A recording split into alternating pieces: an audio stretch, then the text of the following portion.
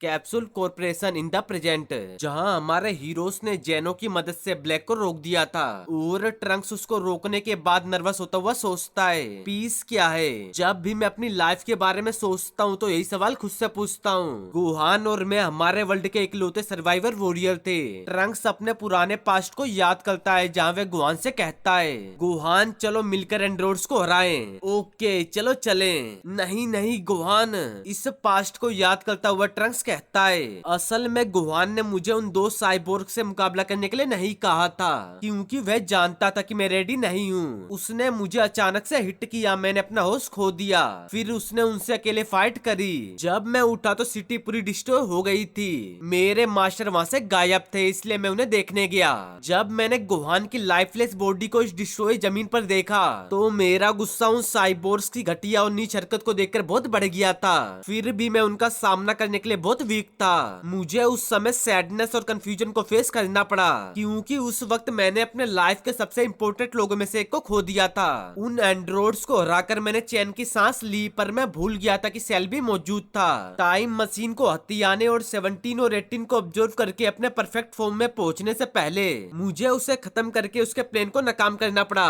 बाद में मुझे एक जादूगर को फेस करना पड़ा, उसका नाम बाबडी और उसका असिस्टेंट डबोरा। उनके पास एक डीमन जिसका नाम माजन बू था, उसको आजाद करने का प्लान था। कायोसिन के सेक्रीफाइस के साथ हमने माजन बू के रीबर्थ को टाल दिया। मुझे लगा कि अब मैं कर चुका हूँ, लेकिन किस्मत ने मुझे एक अलग ही सरप्राइज के साथ छोड़ दिया था। गोकू, ब्लैक और जमासू मेरे सामने अब तक का सबसे बड़ा खतरा। एक बार फिर मैं अपने दोस्तों से हेल्प मांग रहा था। मेरे फादर और सन गोकू फ्यूचर में इस खतरे को रोकने के लिए मेरे साथ थे। गोकू, ब्लैक और जमासू का एक साथ जुड़ना उनके लिए भी बहुत पावरफुल था। अपनी लाइफ, एनर्जी और उम्मीद को मुझ तक पहुंचाकर अर्थ के लोगों ने एक मिरेकल किया था। मेरी सोर्ड जो बैटल में टूट गई थी एक एनर्जी सोर्ड बन गई, जिसने जमासू के अगेंस्ट फाइट को एंड कर दिया। फिर भी उसे खत्म हो जाना चाहिए था। जमासू के इमोर्टल पार्ट की स्पिरिट यूनिवर्स से एक हो रही थी।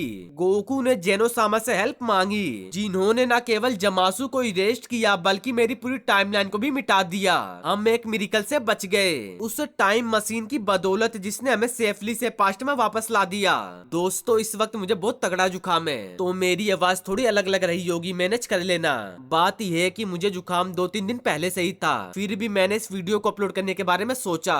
एक बार दोबारा पास्ट में, जहाँ विश ने मुझे समझाया कि हम फ्यूचर में दोबारा जा सकते हैं, एक फ्यूचर बीरस के एक्शन से क्रिएट यूनिवर्स 10 में। हालांकि हमें इस बात को एक्सेप्ट करना होगा कि हम फ्यूचर में अपने डबल्स के बीच रहेंगे। तब विश ट्रंक से कहता है, चिंता मत करो, मैं इस फ्यूचर में तुम्हारे साथ आऊंगा और गोकू, ब्लैक के अटैक के बारे में बीरस को वार्न करूंगा। फिर बीरस उबासी लेते हुए कहते हैं, बस काफी है विश, हमने इनकी बहुत हेल्प कर दी है, अब इन्हें अपने दम पर मैनेज करना होगा। ट्रंक्स बीरस की बात को सुनकर कहता है, लेकिन लॉर्ड बीरस। माए ट्रंक्स को रोकते हुए कहती है, ट्रंक्स लॉर्ड बीरस सही है और फिर हम वहाँ पर अकेले नहीं होंगे। मुझे पता है कि हम अपने फ्रेंड्स पर भरोसा कर सकते हैं। माए की बात को सुनकर ट्रंक्स शांत हो जाता है, फिर भी वह थोड़ा बहुत नर्वस था। इसके अगले दिन ट्रंक्स सभी से अलविदा लेता है। गोकू ट्रंक्स से कहता है, गुड लक ट्रंक्स। ट्रंक्स हंसता हुआ कहता है, आपकी हेल्प के लिए आप सभी को थैंक्स। बुलमा इमोशनल होते हुए कहती है, गुड बाय ट्रंक्स, अपना ध्यान रखना। ट्रंक्स अपने डैड को देखता है जो उससे काफी दूर खड़े थे। वेजिटा इस वक्त ट्रंक्स से दूर खड़ा था, तभी वह एक झटके से आकर ट्रंक्स पर पंच से अटैक करता है, जिसे ट्रंक्स खुश होता हुआ पकड़ लेता है कि मेरे फ्रेंड्स, मेरे फादर और मदर के साथ मेरे आखिरी बिताए मोमेंट्स मेरे लिए बहुत मुश्किल थे। इतना केयर फ्री और होप से भरा एटमोस्फियर, क्या मैं एक बार जाने के बाद इसे फिर से जी सकता हूँ? सभी से अलविदा लेकर ट्रंक्स और माय टाइम मशीन में बैठते हैं। तभी वहाँ पर गुहान और पिकलो पहुँच जाते हैं। गुहान भी ट्रंक्स को गुड बाय कहता है। गुहान को देखकर ट्रंक्स को फ्यूचर गुहान की याद आ जाती है कि गुहान। तब गुहान उससे कहता है, अपना ध्यान रखना प्लीज।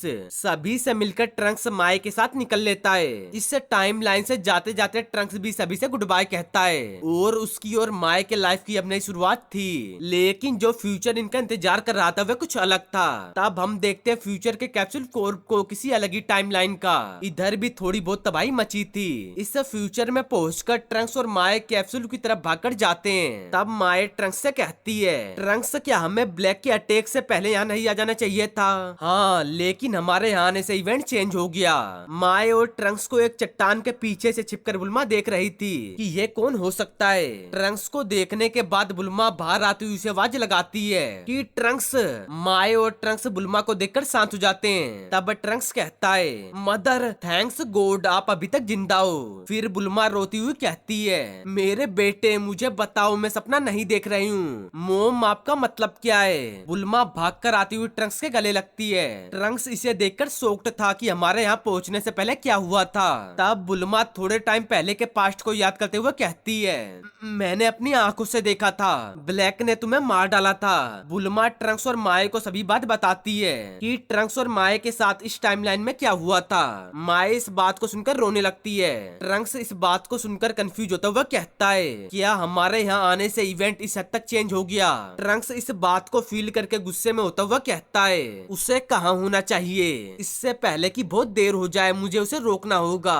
कुछ घंटे बाद बुल्मा को ट्रंक्स और माए की पूरी स्टोरी पता लगती है जिसे सुनकर वह कहती है तो तुम्हारा वर्ल्ड अब मौजूद नहीं है। असल में मोम में फेल रहा। हम यहाँ इसलिए आए क्योंकि हम उस वर्ल्ड से नहीं है जिसमें गोकू और उसके दोस्त एक हैप्पी लाइफ जीते हैं। हम अपनी दुनिया में बेहतर लाइफ जीने का मौका चाहते हैं। मैं ऐसी घटनाओं को दोबारा नहीं होने दूंगा। मैं जमासू के क्रेजी प्लान्स को रोक दूंगा चाहे कुछ भी हो। ट्रंक्स के दर्द को फील करके बुल्मा इमोशनल हो जाती है। फिर ट्रंक्स दोबारा कहता है अपनी पिछली बैटल्स में मैंने जो पावर हासिल की है उसके साथ मुझे ये करने में काबिल होना चाहिए। फिर माई कहती है ट्रंक्स अगर तुम सच में ब्लैक को फेस करना चाहते हो तो मैं भी तुम्हारे साथ आ रही हूँ। माए ये खतरनाक है तुम जानती हो। हाँ मैं जानती हूँ लेकिन मैं तुम्हारा सपोर्ट करना चाहती हूँ। फिर माए बुल्मा को कुछ चीजें देते हुए कहती है ये आपके पास्ट के डबल ने मुझे आपको देने के लिए कहा है। उस चीज को बुल्मा लेती है कि मेरे डबल ने पास्ट से। बुल्मा उस पार्सल को खोलती है जिसके अंदर फूड के कैप्सूल थे। फिर बुल्मा दोबारा कहती है मुझे नहीं पता कि तुम्हें कैसे थैंक्स करूं।